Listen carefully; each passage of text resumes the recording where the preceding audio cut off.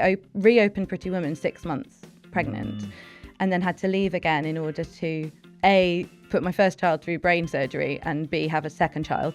Liam Neeson was such a dream, just such a gentleman. We were on the beach and I wet myself. And then I got back on the school bus and I told everyone that I'd fallen in a rock pool. Oh, that's brilliant.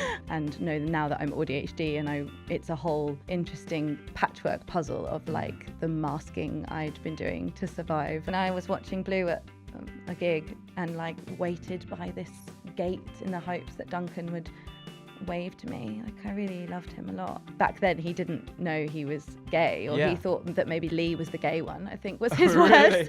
Oh my god. And then he stands there in his sort of suspenders and corset and goes, turns out it was me. Oh.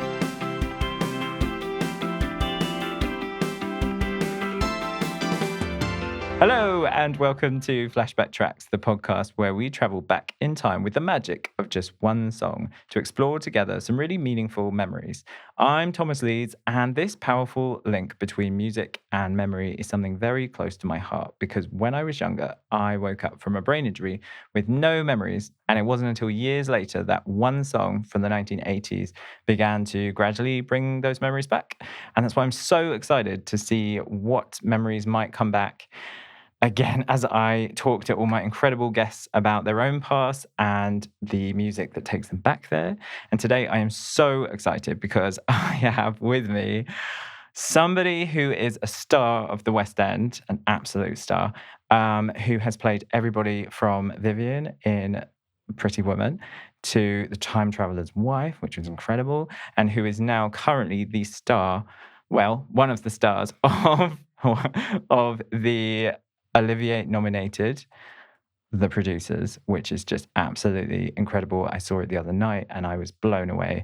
Joanna Woodward, welcome. Hello, thanks for having me. Welcome to Flashback Tracks. Thank you. Thank you so much for doing this. And before we go back in time, how are you today in the present? Good. I quite like a Monday. It's a Monday today. Yeah, it is. I feel refreshed by a Monday. Good, yes. Good. I love how you say that because obviously your weeks are not like Monday to Fridays. Like you were working all weekend, I'm guessing. Yes. I had 2 shows on Saturday and then I was coaching at the gym on Sunday, which is not every Sunday. But just that. Yeah, just now and then. Just the kids in amongst. Yeah. But like Monday daytime when I scoot them off to school and the house is quiet for a few hours in the morning is like my precious time. Yeah. I mean, it's so funny when you're a parent. So for the person listening, like both me and Joanna, I think initially when I met you, so I met you once before, like years ago, and we kind of bonded on the fact that we were new parents at the time. Yes. Just trying to cope with everything.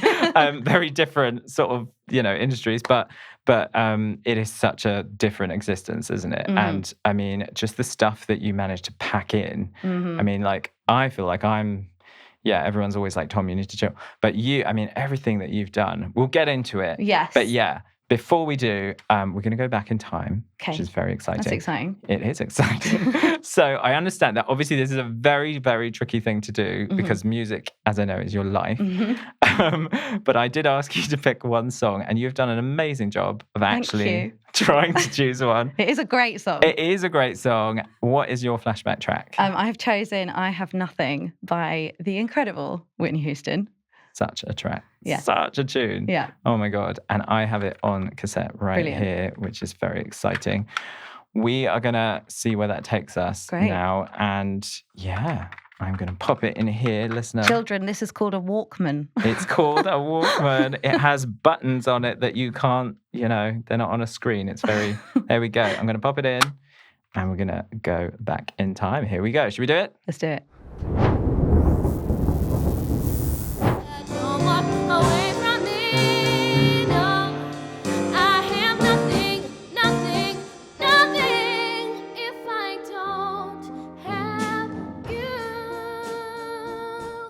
The year is 2004. Mm-hmm. Where are we? What is happening?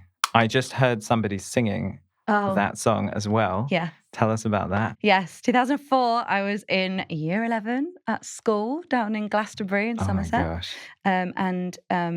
The reason this song came to mind is because we were recording a Year 11 album. And just like a live recording at, in one of our school halls. And we had a really musical year that year. Like there was a lot of talent in that year in this little failing school in Somerset. And that's amazing. So we created this album and I sang many tracks on it. But I Have Nothing by Whitney had become kind of my anthem, as it were, because it was the first song. I'd sung songs in front of the school before, but it was the first song that I sang in front of the entire school where suddenly people like sat up and noticed. Yeah, well, I'm not surprised. Yeah, and they like knew who I was around the school. I even remember all the boys from my tutor group who'd probably never even batted an eyelid at me. Oh my gosh. All gathered outside tutor room and applauded me as I walked in one morning. Boys, actual human boys. Of that time as well. Yeah. And they That's like amazing. applauded me. It was a funny time. Amazing. Yeah. I mean, it's such a, as like a vocal coach would say, if you were just starting out, they'd be like, that's an ambitious song. Yes. Like it's ambitious is a good word. Yeah, it is, because the range, I mean, Whitney was just something else, wasn't she? Yeah. So to be able to do that at that age, I mean, had you had any training or had you? I had some singing lessons with a lady called Tracy who taught me, I think she taught me 20 minutes of guitar and then 20 minutes of singing. Oh, wow. And I had also been to sort of a dancey musical theatre type Saturday school throughout since I was 3. Oh, wow. But I wouldn't say very, it's hard to say. It was taught by an 80-year-old woman. So in some ways it wasn't like the most professional regimented training, but the knowledge and the passion that she had. Yeah. And we put on a musical every year. So I had all that. And then I'd done a lot of music at school. But yeah, it was an ambitious song. And I remember when I was about 12, actually, my singing teacher saying to me, I was singing Annie, and she was like, you really should enjoy singing these big songs now, because this belt that you have, this belting voice, might not last forever. Oh, wow. And I was like, oh, wow, okay, it might not last. But it did. And every week I'd go back to her and ask to sing another ridiculously ambitious song, be it Celine Dion, Whitney Houston, like all these big singers. Was always what I loved. And so I always had that compilation of Whitney Houston, the CD of that in my room. Oh my gosh. Amazing. So would you sing, I mean, do you have memories of singing loads just on your own in your bedroom? Oh, yeah. Yeah? Yeah. Just I think I spent time. the majority of my time just singing in my bedroom, including the full orchestral arrangement of Miss Saigon. Oh my God. Which, involves a death. So I was a lot of screaming and high-pitched belting, and then all the pop music as well. Yeah, of course. Yeah. And did you have siblings? I've got a much younger brother. Okay. Like 8 years younger than me, George, who's so not in this world at all. Like, we are so polar opposites. He's really into like cars. Oh, wow. And I literally glaze over when people talk about cars. You just balanced each other out. Yeah. Yeah, but I suppose because he was born at that much later than me, I spent a good deal of those early years sort of occupying myself. And I like my own space. So yeah, well, that's good. And were you living in like a terrace house where the neighbours could hear you all the time, or was it like? It wasn't did you have terrace, a bit but of they freedom? could hear me. They could hear you. Well, that was a good test to see. Can you still hear me? My neighbour, who was my neighbour back then, Judy, bless her, she still comes up to watch me in shows, and she's always like, I still remember Joanna singing and hearing her in the garden. Oh, that's so lovely. So it's quite special for her to then come and watch me in West End shows now. Yeah, of course. Yeah. That's amazing. Yeah. What an incredible thing as well to have a school. As you say, it wasn't a huge town, just not small, huge, yeah. And then to have that, because I've found there are schools that we're kind of involved with now, like who's barely have a music department or don't have anything really there for kids. So that's really lovely to know that you guys had something. I had in an school. Incredible teacher called Mr. Clems, who I will get teary even talking about, because I just he just made my secondary education, and yeah, he would give up every lunchtime and every break time. We'd be doing something musical. So I would just basically never be in the playground. I would always be with my music friends in the music room. Like Monday lunchtime was jazz band, then there'd be choir one lunchtime. And then any break, I would just go into his mammoth cupboard of like music books, and he would just sit at the piano and play for me while I sang through whatever I fancied singing through. That's like something out of a storybook. Yeah. Like that kind of teacher. And he was wonderful. And he left that year that we finished in year 11. So that's another reason why we did that album. That's so special. Yeah, he is very special. Yeah, that's gorgeous. And do you still keep in touch with very few people do, like keep in touch with anyone from school? Or? I'm still in touch with him, which is lovely. That's so nice. Yeah, I have the odd friend I talk to from school, but I think I struggled to have like close mates at school. Yeah. And I've reconnected with a couple recently that's been really, really nice to do. And to see where they've gone on their various crazy journeys. It's quite common now to not have that. In movies where, I don't know, there's a reunion and everyone somehow still knows it. It's like, what is this? Yeah. I don't think that really happens. Certainly not. No, and if you move away as well, I was out of there. I just turned 18 and I moved to London. So, the connections over the years. I mean, you can still see each other on Instagram. Yeah. But I live a very different life, I guess. Yes. Too. And he's very demanding, and you're very busy. And now with kids and everything, it's kind of.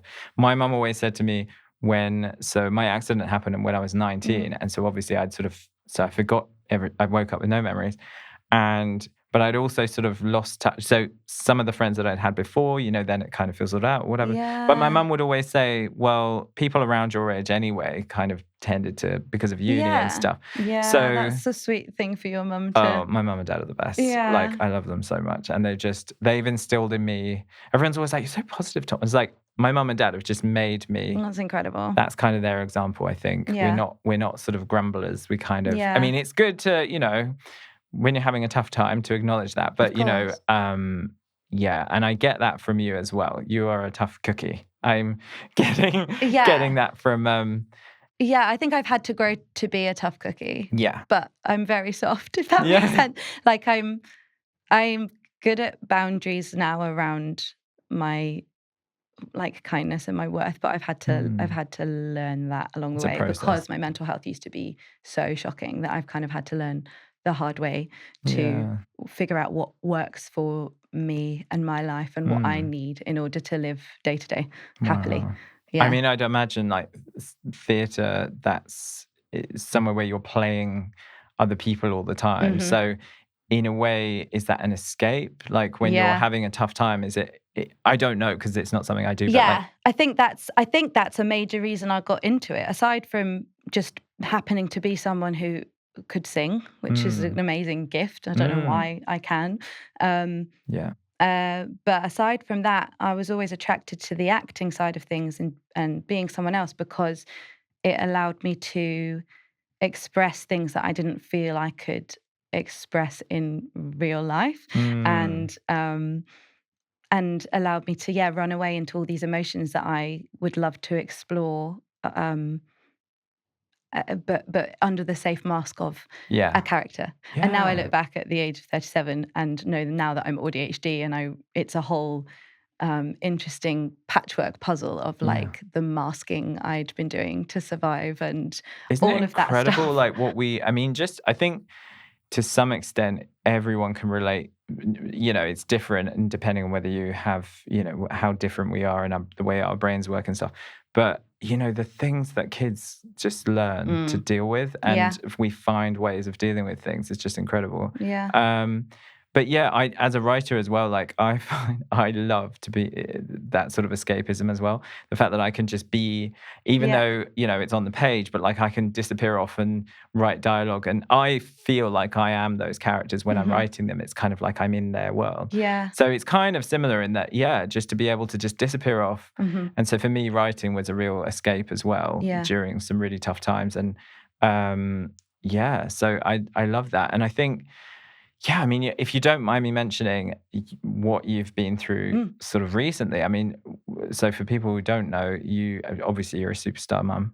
I try. all mums in my opinion. So as I was a stay-at-home dad for many years, and I get called an honorary mum, which I feel like is too high an honor to accept, because mums are the best. All mums are incredible, but I mean, I have to say, like, what you have managed to and juggle your career as well. You didn't give up on your career in spite of what you were dealing with with one of your little ones who was having seizures. Yeah. Do you want to talk about that? Yeah, we can talk about this. Yeah.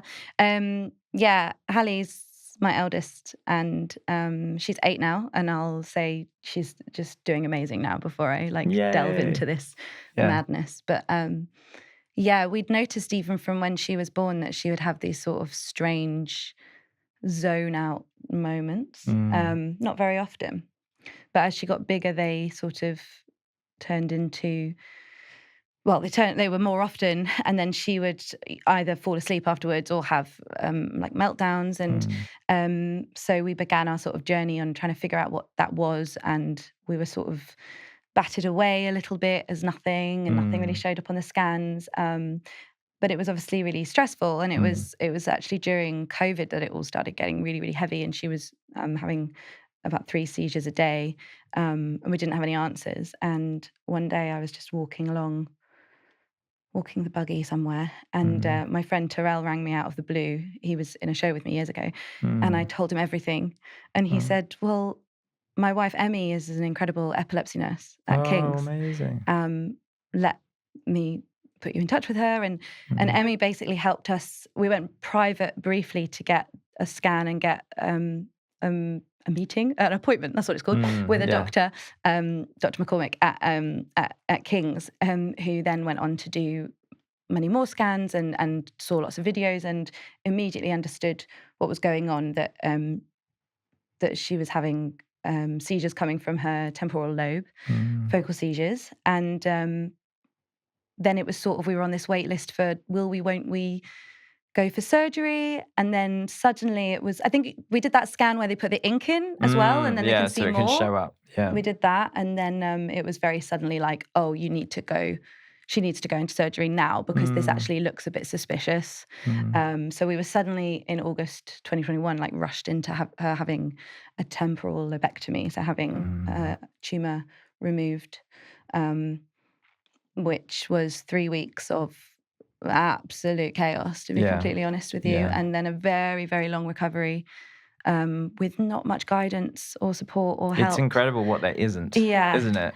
Yeah. And I think from what I've heard and putting the pieces together in since is that because they ended up thinking it might be cancer, which thank God it wasn't,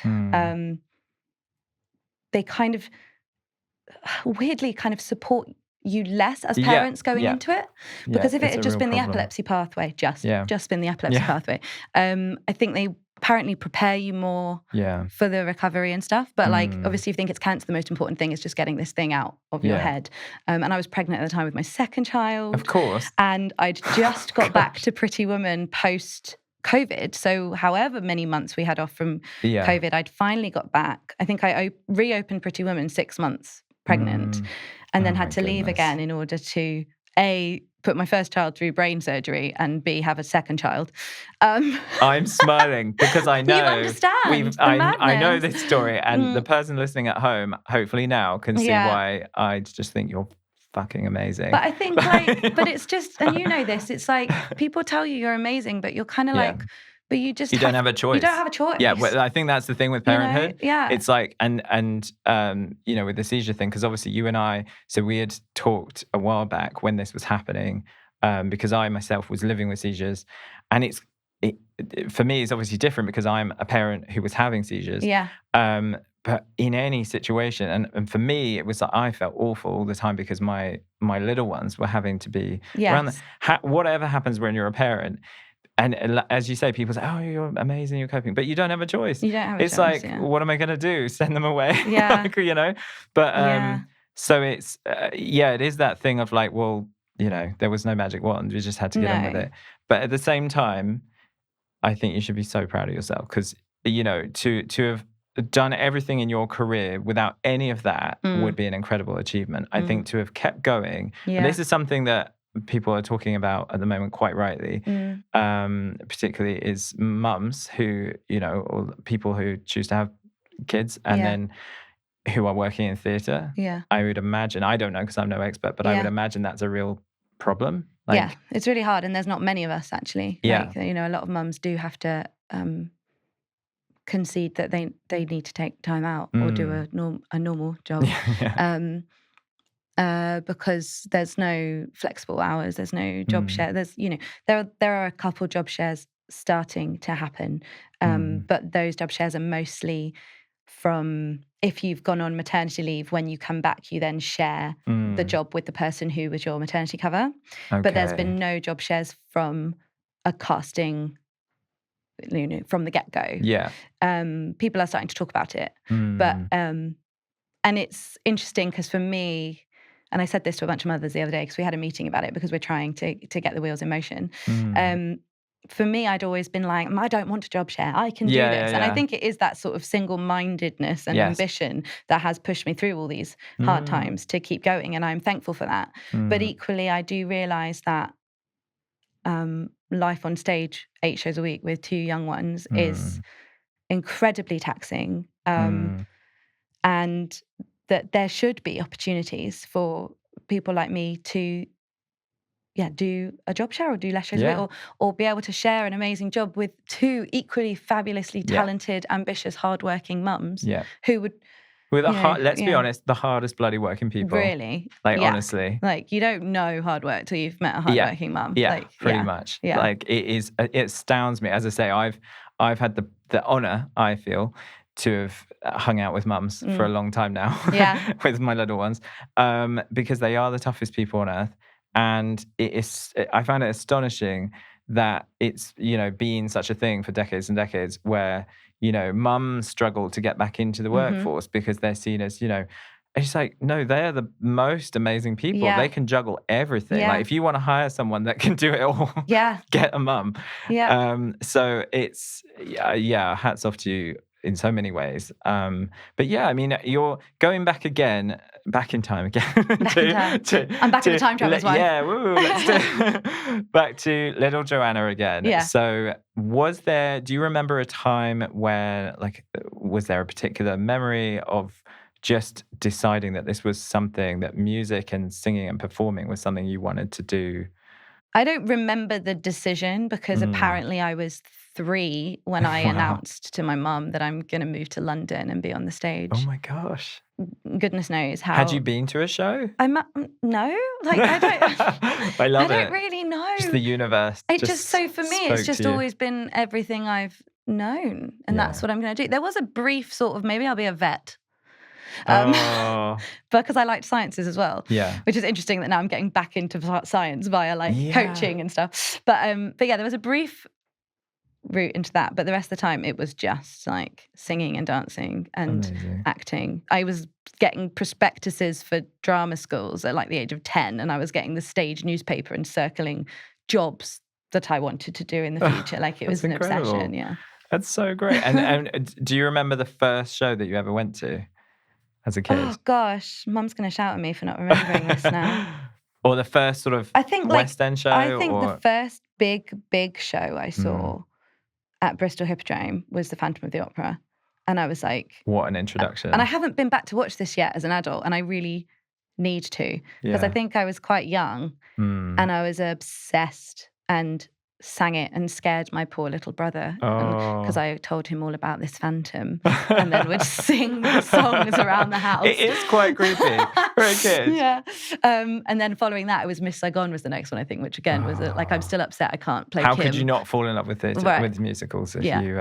Exactly. My theatre awakening was Joseph. Was it? Still never seen Joseph. No, stop it. I actually auditioned for it a couple of times, way back when I was a graduate. But Yeah, it was, literally the most colourful thing you could imagine. It was incredible. And those songs are just stuck in your head the second you hear them. It's that's it now. Yeah. Incredible. And so you just kind of, so from the age of 3, you're this is me. That's what I'm doing. I mean, being completely honest with you, I really wanted to be the UK's answer to Britney Spears. That was was the top ambition. Yeah. But that didn't It was that really... or, it was that, or West End stuff. Yeah. Those are the two We'll options, see really. what's available. Yeah.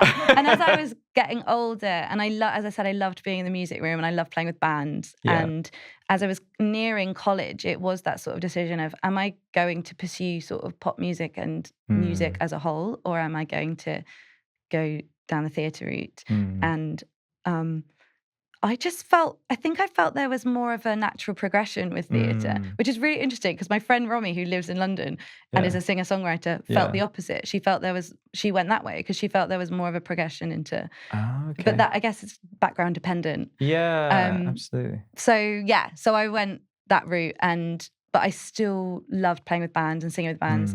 And it's just interesting when you get to this point and then look back that always in between my acting jobs, I've always been doing cabaret, jazz gigs, rock bands, pop bands.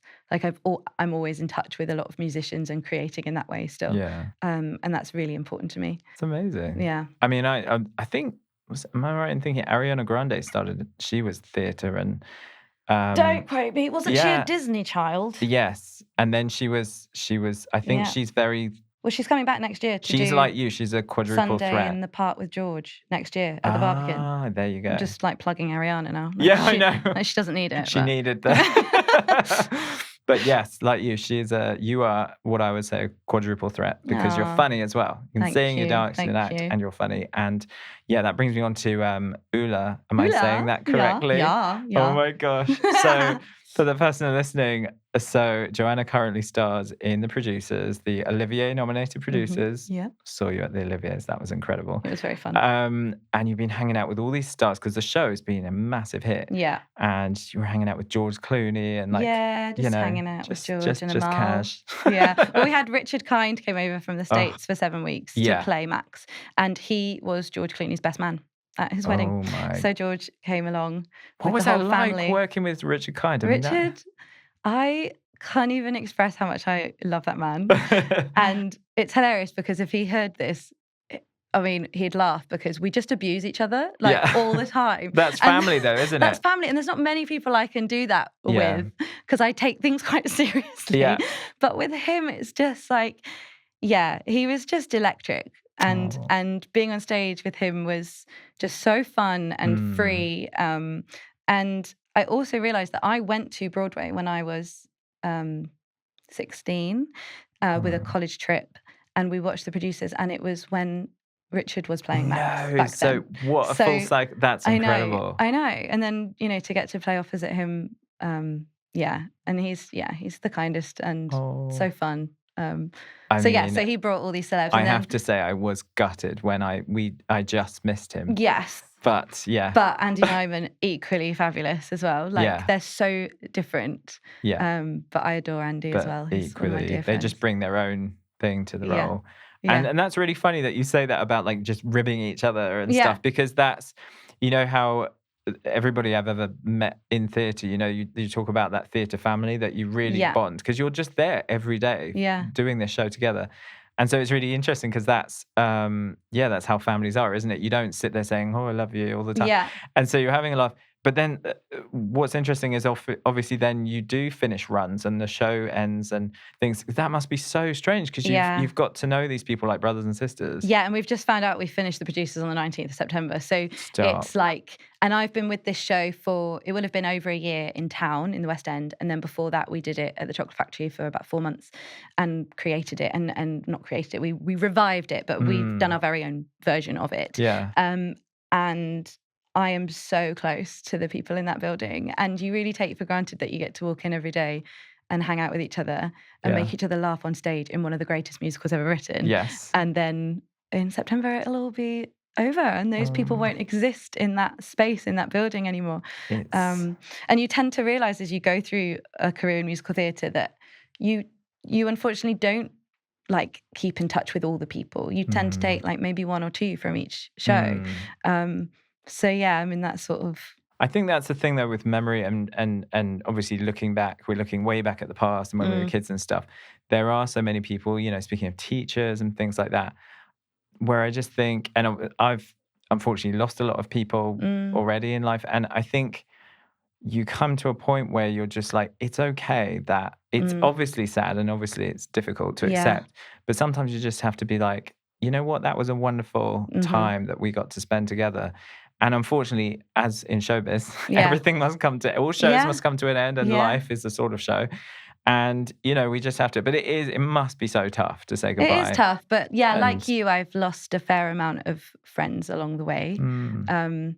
And it's so painful and hard in the moment, but I do think it's as you grow and you learn who your people are, and like you say, the phases that those people were there for doesn't take away those amazing times you had together, even if they can't be sustained in the now. So it's a painful lesson of getting older, isn't it? It is. I mean, I just feel so grateful. I think because of my accident and then subsequently living with epilepsy, and, you know, for a long time that wasn't very well controlled. So I was having a lot of really dangerous seizures, and it's kind of given me a different perspective. So I'm always like, aren't I lucky to be here? Whatever, you know, like, and then also, unfortunately, we've known people who've died very young as well. So we had a friend who, he died at 18. He had a brain injury suddenly. A brain tumor. And so I've just always just been so grateful, but it doesn't make it any easier when you lose someone. There is just because if you love someone, that's a hole in your heart when they go. And so, I love that in theatre you have these families, and that so even though it must be, it's somebody famous at some point said that saying, you know, grief is the price we pay for love. And so it is that thing where it's, in a way, it's such a beautiful thing that you do miss them so much because you loved it so much. And that, and we sort of keep telling each other at work at the moment, we're like, I just know I'm going to look back in the future and know this was like such a special time. It's really... Because when do you get jobs like this? Like, well, that's the thing. Like that's the thing. It's much better than having nobody you miss. You know, when you think every job you've ever done, thank God that's over. Yeah, and it isn't the case with every job, but like, this has been a special bunch. Is there like do you remember like a specific, because one of your shows, so the Time Traveler's Wife, I know was a big deal for you as well. That was a big show. And I mean, do you have really special memories of that time? And what's really interesting and fun actually is that like my greatest ally and friend at Time Traveler's Wife was my dresser, JJ, who was incredible because we had 37 quick changes every show. Oh my God. It was insane. And I've just recruited her and now have her at the producers as well.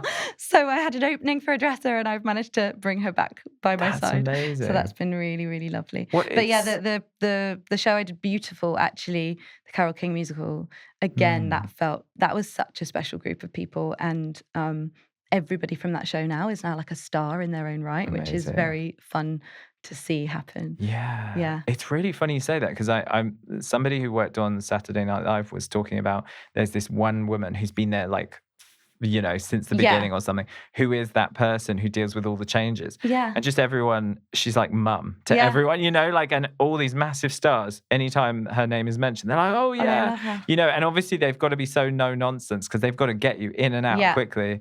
And so that's a funny, I love all that sort of behind the scenes. And I have to say, thank you so much for inviting Sophie and me backstage when we came to see you. Fun. It was incredible. And seeing all the, you know, just how it all is behind the scenes. Another thing is, I mean, that time when you're having to spend a lot of time in your dressing room in between shows on matinee days or whatever. So, I mean, that must start to feel like almost like you're extra flat or something. It is, And I was literally thinking this the other day, how I will have been there over a year, and obviously at points in your life when you're a student or whatever, you spend a whole year living in somewhere, and it does feel like my little home. So and having Mark Antolin and Andy Nyman next door, and I'm just not going to have that anymore. But it's been very, very special. But we've still got a few months left, so come see us. That's what I should be saying. No, please, honestly, if you want to, because we're living in very dark times, arguably, honestly, the person listening, if you need a laugh, my God. Yes, that's the idea. I'm genuinely not pretending when I say this. My face ached when we came backstage to see you. My face was killing me from laughing and smiling. It was just the most absurd.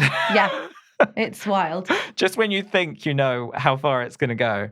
And that was the fun of it because it was the first time a new production has been allowed of the producers. So yeah, because it really goes there. Yeah. And so we had the amazing Patrick Marber directing it. And he's like well known for being quite a dark director. He started in comedy, as many people will know, both on screen and behind the scenes. But yeah, a lot of the jokes, the visual gags that have been put in this time round are all down to him and his incredible. Hilariously dark sense of humor. It is the campest, most just gloriously offensive, but but it's not. But in the words of Mel Brooks, he laughs at everyone. Like no one is safe. Yeah, no one is safe. And that's the beauty of proper comedy. Yeah. You know, where it's like that's the joke. And I just think they just hit the nail on the head. The whole thing was just incredible. Oh. And you as Ulla, and the voice, oh my God, can you do the voice for us? Ulla?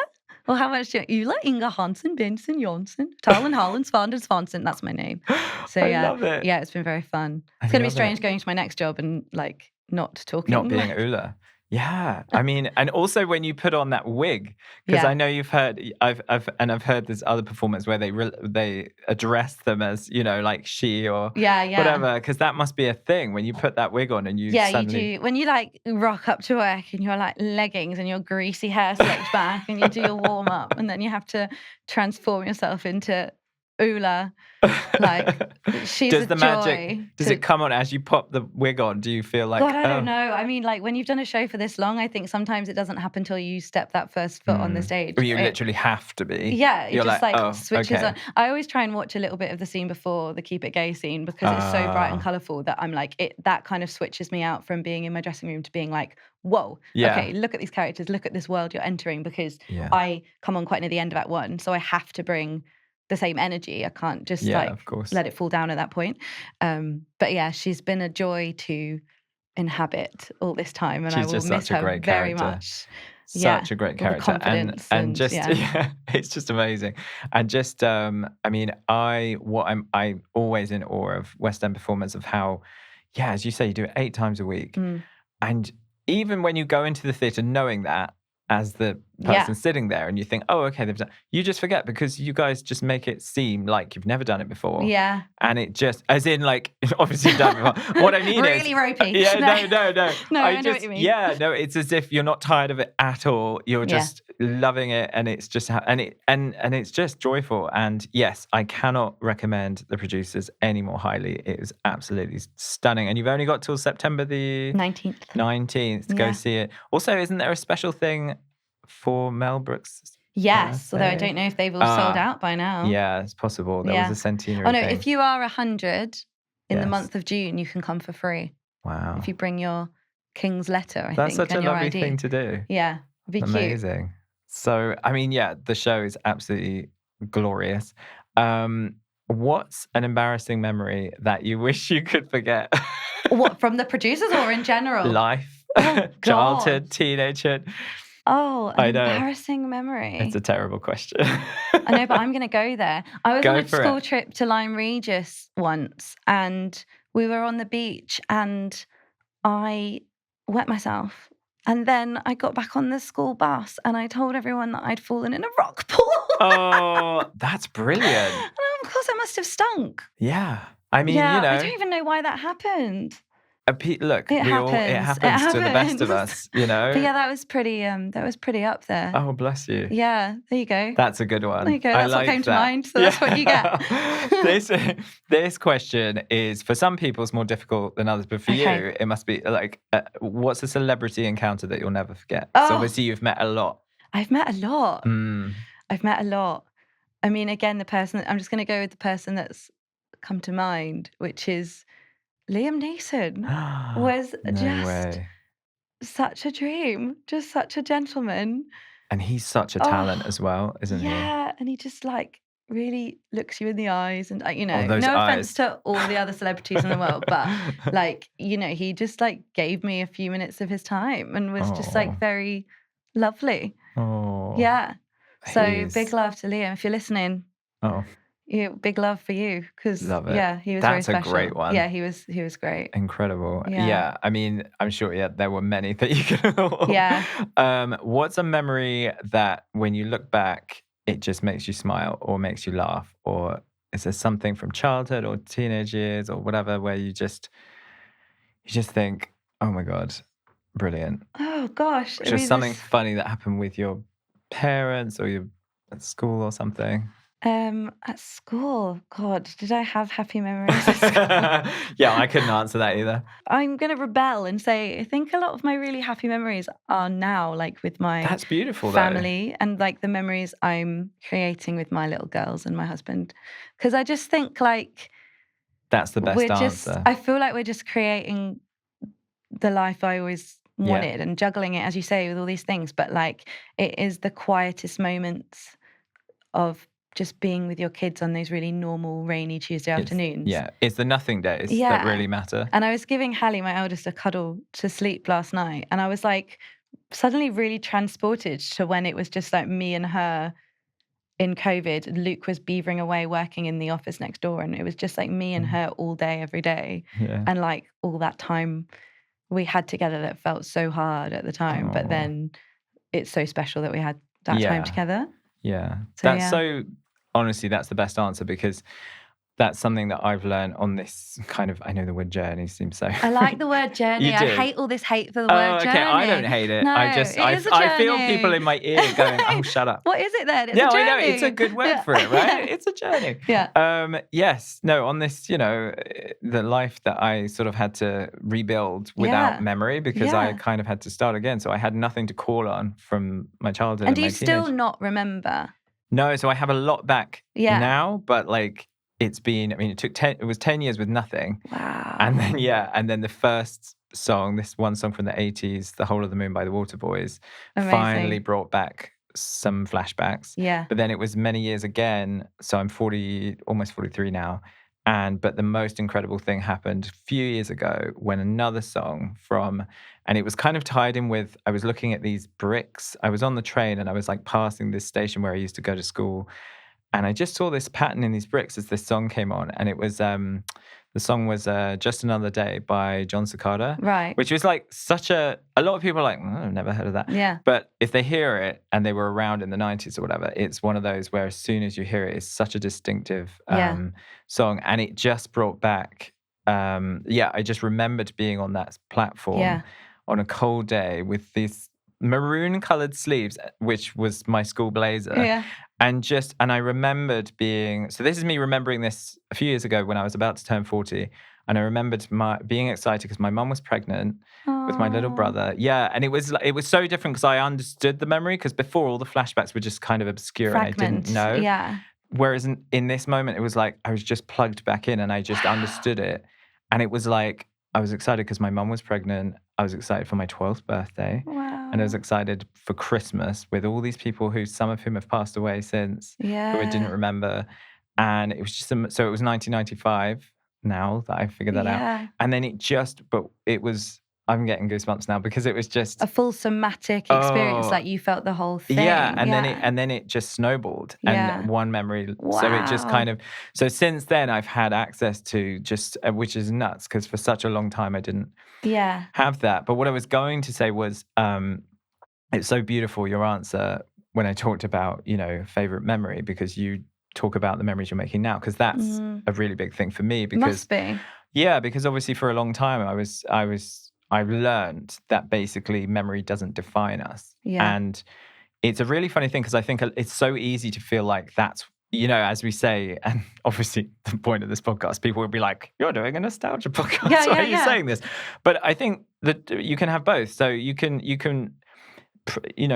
treasure memories from the past, and obviously they teach us something about ourselves and they'll affect us to some extent, but I don't think memories have to define you. I feel whether it's lovely memories that we, quite often it's easy to look back. Some people might look back and go, oh, it'll never be that great again. Yeah.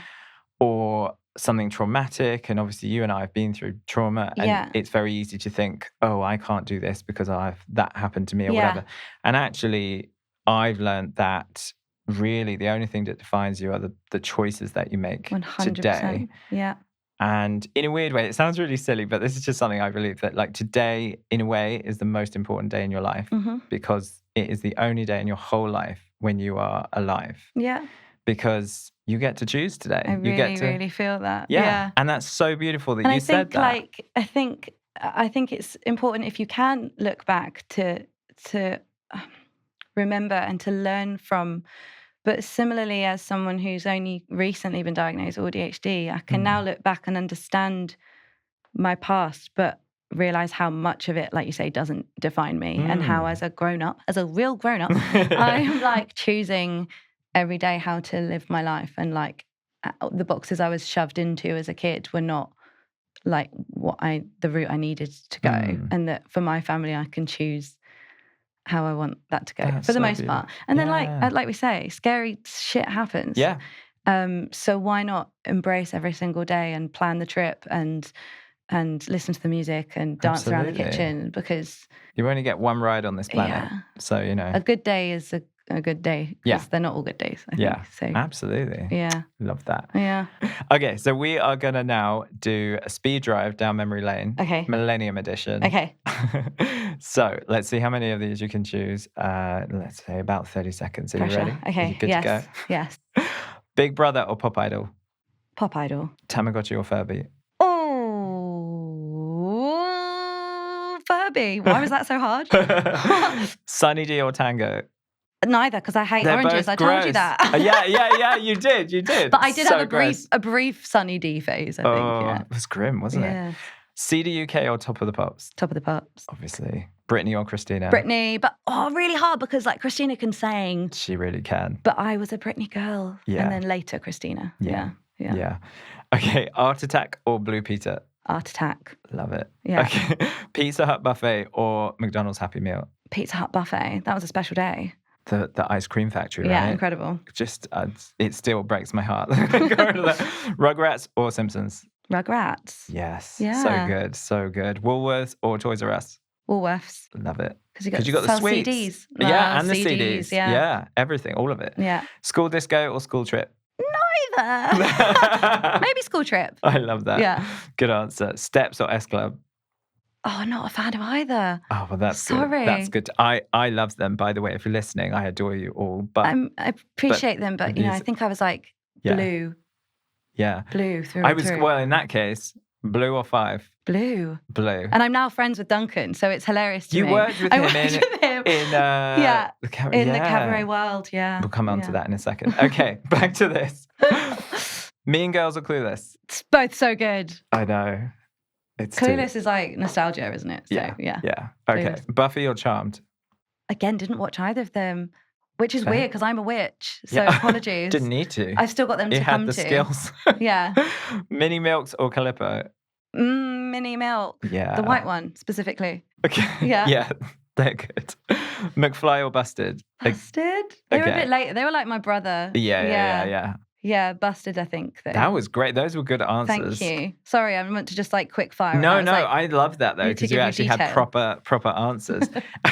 And we have to talk about Duncan now, because you just... Duncan from Blue. Yeah, Duncan from Blue. Yeah, I mean, when I was like 14, I was watching Blue at a gig and like waited by this gate in the hopes that Duncan would wave to me. Like, I really loved him a lot. And then he was during the heartthrob COVID at the years, we were doing a cabaret where there was like a celeb in sort of the headliner spot, and then I would host and warm up and sometimes host through the evening as well. Yeah. And Duncan was our celeb, and yeah, he's just lush. He's lovely. But it was just hilarious to me that he was dressed up as like Frankenfurter from Rocky Horror Show. I saw a picture and I was like, it's oh just, my God. Yeah, he's just a babe, because he spoke so openly as well about how, back then he didn't know he was gay, or he thought that maybe Lee was the gay one, I think was his words. Really? Oh my God. And then he stands there in his sort of suspenders and corset and goes, turns out it was me. Oh. And he's just lovely. It's incredible. What an incredible thing as well to have, because that time, the sort of boy band era, people forget how far we've come in terms of, homophobia. Oh my God. It was rife. Yeah. Like, there was just no place for you. No. And so to have gone through that in the closet and, if he's listening, we all adore you. We love you, Duncan. We love you, Duncan. Everybody loves you. We are amazing. Thank you so much for this. Thank you. This was great. We're going to go back to the present now. Okay. here we are back in Yes. 2026. Okay. I've made you some cakes. Thank you. I'm so excited to shove one in my mouth. There you in go, a sec. a little Joanna cake. Thank you. Thank you so much for this. It's been such a pleasure. Thank you. And what is, to finish up, Yeah. what is a new happy memory that you're going to make?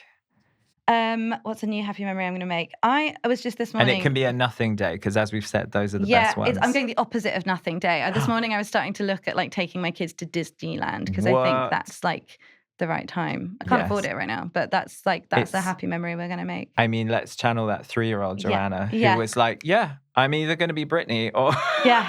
Literally. So starring the West End. Yeah. Joanna, you're just bloody brilliant. Thank you. So are you. Love you. And thank you so much for doing this. And everybody, go and check out the producers. Yes. Come and see Ulla. Yes. Come and see Joanna as Ulla on the producers. You've got until September.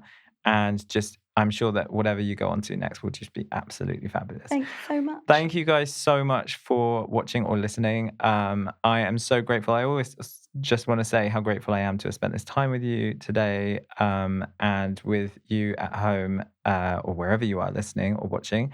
Thank you so much. And I am so excited for our next episode. We are going to be talking to so many amazing people about the songs that take them back and the old days and all things nostalgia. So please subscribe so that you don't miss it. And I will see you in the next episode.